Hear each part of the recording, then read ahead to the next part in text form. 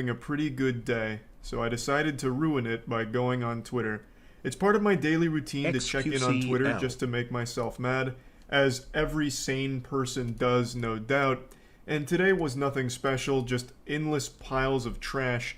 But while dumpster diving, I found something pretty interesting and alarming. It's a series of posts from a popular streamer named Amaranth. She's massive on Twitch, I'm sure she needs no introduction, I'm positive you all are familiar with her work. She basically invented hot tubs. And on her personal account, she made a series of tweets talking about her stalker.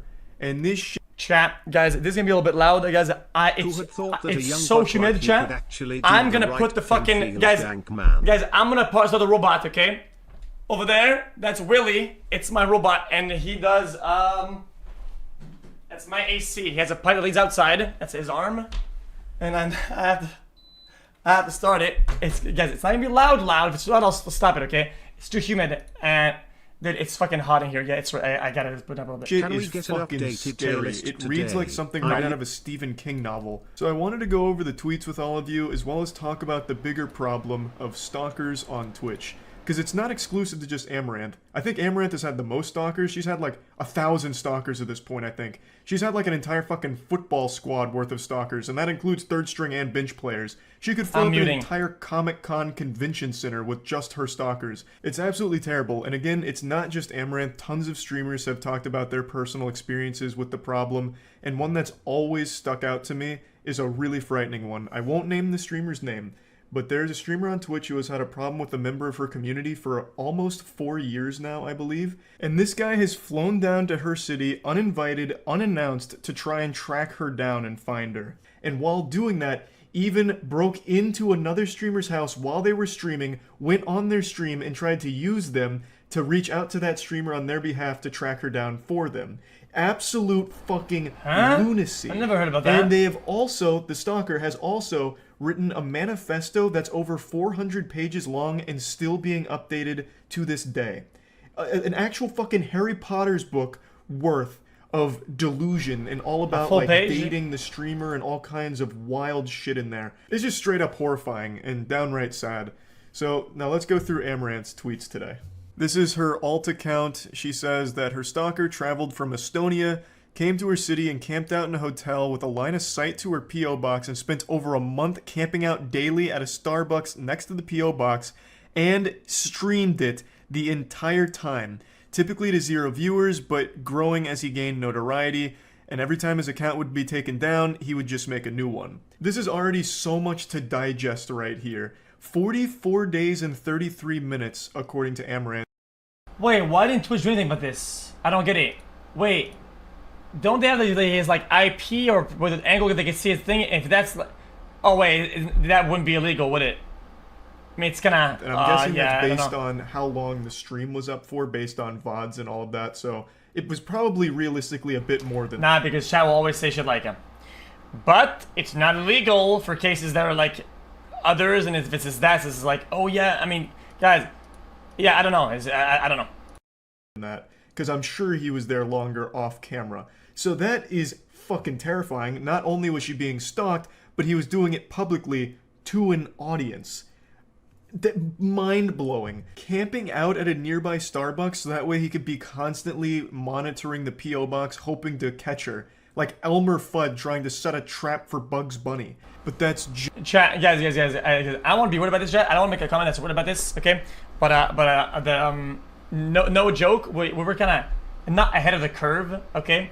But I would send somebody else to get the P.O. box because I thought this could happen. So I said, fuck it, I'm not gonna take the risk, and and then it started being like this for everything. That's how it is. Just the beginning. She said that he'd change his name by just adding more numbers to it, and by his own admission went full scorched earth and sold everything. He sold his house, his car, all his possessions, his cat, and by his own admission again, in publicly posted vlogs, a manifesto.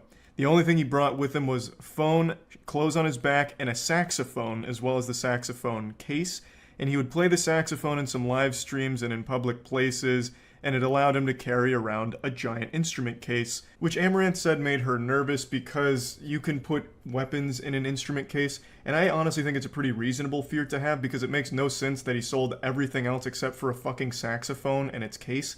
unless he was planning on becoming like a traveling saxophone performer, like just going around and playing Careless Whisper forever. It makes no sense why he sold everything except that saxophone in its case. Which I agree is very weird, but I think the most concerning thing here is the fact that he sold all of his shit before moving from Europe to be near Amaranth and try and track her down. The fact that he sold everything prior to doing all of this is that kind of behavior that people do right before doing something drastic, like something life ruining and changing. The fact that he'll just cut all ties to everything he's ever owned Jesus like that, Christ, the this whole is actually nothing really left cooked, to lose mentality is absolutely fucking terrifying.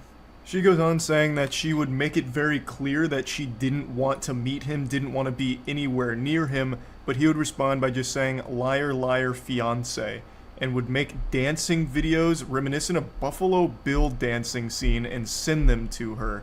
And then she posts a picture of it. This whole situation is deeply disturbing, and the fact that he would send videos to her privately is just super fucked up as well.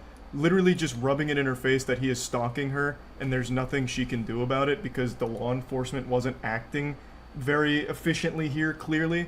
And then the picture she posts is also super eerie. It looks like something straight out of the SCP wiki. Like, it looks like a goddamn cryptid captured on photograph. It's just an awful, awful situation. She also briefly mentioned that he adopted a feral cat, which wasn't really seen again on the streams, and then says that on Monday the 13th he streamed himself dressed up and carrying his musical instrument case and changed into formal attire and made the last mile journey to her house and cased the vicinity for 30 minutes, to which the cops declined to act. He streamed himself outside, mumbling about how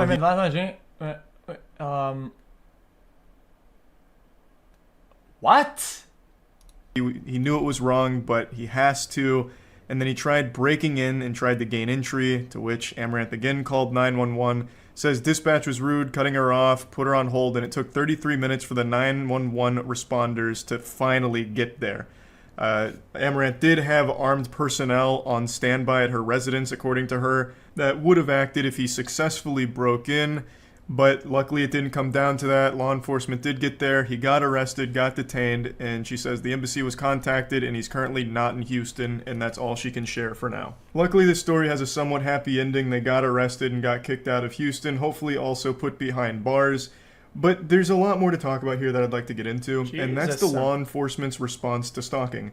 One thing that's remained consistent across every single story of a Twitch streamer sharing their personal experience with stalkers, the one thing that is a constant is that law enforcement doesn't do anything about it. In extremely rare cases, they'll allow them to get a restraining order, but even that's super uncommon, it seems. They just don't take it seriously. I understand, like, stalking and, like, trying to act on it as law enforcement is a pretty tough situation to be in because, it's not Minority Report where they can tell who's going to commit a crime before it happens or whatever. They're not Tom Cruise. And that's kind of the same thing here with stalking. They're trying to prevent a crime or an escalation without it having happened yet, so they don't have all of, like, the evidence to tell them, like, it's going to happen, so it makes it tough for them to actually act. Yeah. Like, all people say, they can't act, they can't do anything, or whatever the fuck. But there's like small things that I think they can do. Like I don't think it could be a bad thing to just, like, if somebody feels like there's a reasonable, like, oh my god, is this actually happening? To, like, ask a question to the person on the street, whatever. Can't they just, like, ask and just, like, test the waters or whatever without in being illegal or what the fuck? I think that they possibly can. I really think in situations like this, they should be a lot more understanding and accepting of evidence. What? This guy streamed 44 days worth of... If somebody's in front of your fucking house for fucking 3 days or some shit like that, can't they reasonably just you say, hey man, this is very worrying? They can't just, like, come through and just ask, hey man, like, what are you doing here, or whatever the fuck? Can you just ask whatever? That possibly can help. There's a possible conclusion that can be positive from that, no? Continuous stalking and harassment, and it's all documented, all of it's shared, and yet they still didn't take it seriously until he showed up at the residence. And even when he was there actively trying to break in, they didn't show up for 33 minutes and didn't take it seriously. There needs to be some kind of new way of handling this kind of situation, or it's going to continue and get worse. Another streamer named Sweet Anita also had a similar problem with a stalker, except law enforcement was somehow even more inept here when it came to the situation. This stalker would publicly threaten her, send her threatening messages about how he's going to kill her, gut her, use a knife and slit her open, and just like crazy, unhinged shit. And in real life, would actually sit outside of her house and follow her around and even tried to assault her. And still, law enforcement didn't take it seriously for the longest fucking time. It's like law enforcement's hands are tied until they actually commit the crime and kill the person.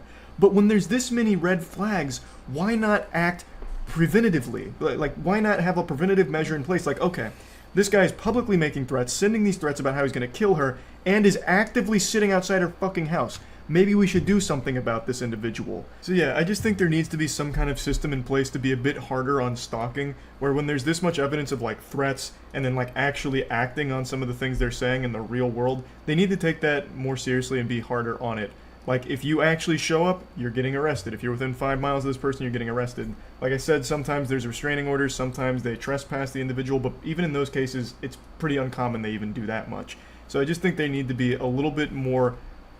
Guys, what did I say that was wrong? What was wrong? Is this not a possible thing that they can do to ask a question or investigate around the property or whatever the fuck, and just ask the person, maybe something good will come out of it. Maybe something will happen. What? How is that bad? Intense on their stalking laws in order to prevent an They don't have to respond, but there's a good chance that they will, right? Actual tragedy from occurring. And it's happened before. There's plenty of cases where stalkers have been reported, law enforcement didn't act, and then the stalker ends up killing the victim. Most recently, I think it was last year, and I think this was in the UK, there was a teenager that reported a stalker 5 times and then even got fined 90 euros for wasting law enforcement's time, and then the stalker ended up killing them. A complete failure from the law enforcement there. And that's not an isolated case, it's happened before. I just think in general, there's more the law enforcement agencies can be doing to prevent something like that when it comes to stalking. And then another thing that I'd like to mention is why there seems to be so many stalkers on Twitch in particular. And I think that's because, and I've said this before, you're interacting directly with the streamer you're watching. So for mentally unwell individuals, they get this false sense that they're now friends, and in certain cases, lovers. So a lot of times you'll see these stalkers have the delusion that because they've donated to a streamer or they subbed to the streamer, they're now like romantically involved with each other. And that gives them some sense of entitlement.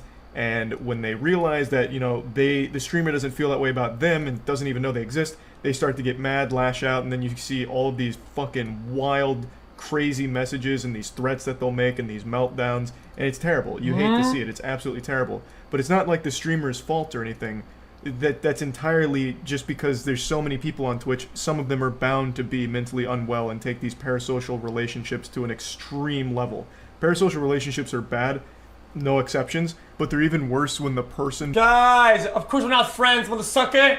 The way you guys type in the chat and the way you treat me is why you have no friends either, motherfucker. Shut the fuck up! Believes they have control over the streamer or possession of them because they've donated money. Now they're dating and all of this, and then they find out that the streamer is, you know, romantically involved with someone else. In the real world, they lose it, go wild, and then ends up in these crazy stalking situations or whatever. It's just a terrible situation that's only been getting worse as Twitch continues to grow. It's not really a problem with the solution, though. There's not a whole lot Twitch can do to prevent that because they can't control the mental health of its users, right?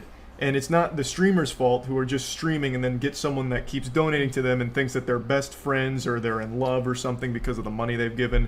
Like, there's not much you can really do there other than acknowledge, like, hey, look... Well, my base is honeycombed, so watch out. Literally honeycombed. I'm just a streamer. You know, I appreciate the support and the generosity, but this doesn't make us friends. You know, we're not in love. You know, I don't know you. Ludwig had a whole video called I'm Not Your Friend, where he just says, like, parasocial relationships are bad. I appreciate that you come to the streams and are generous, but I'm not your friend. And that's really all you can do as a streamer, but that's not going to solve the problem either. There's still going to be those people that cross that line and think that, oh, we're best friends now because I watch them every day or I give them money. Security? And then it ends up in these very awful scenarios. Yeah, everybody is right. It's something that that's in the past. You know when you remember the 6 consoles rant? You guys remember that rant? The 6 consoles, 5 computers, gaming guitar. You guys remember that rant? it's just the same thing for that. He says, yeah, it's bound to get worse as it grows, right? Right. But imagine that. But then you have to have like security outside fucking thing. You have to have like a bunch of measures. You have to have the fucking house and shit like that. You have to have like fucking monitored fucking bullshit at the same time. Like it literally erodes the experience overall. Yeah, I get it. As time goes on, it's like a needed thing overall. But that's like another layer of like losing like the purity of the initial content itself, which really fucking sucks. I think in the end. Yeah, that was fucking weird.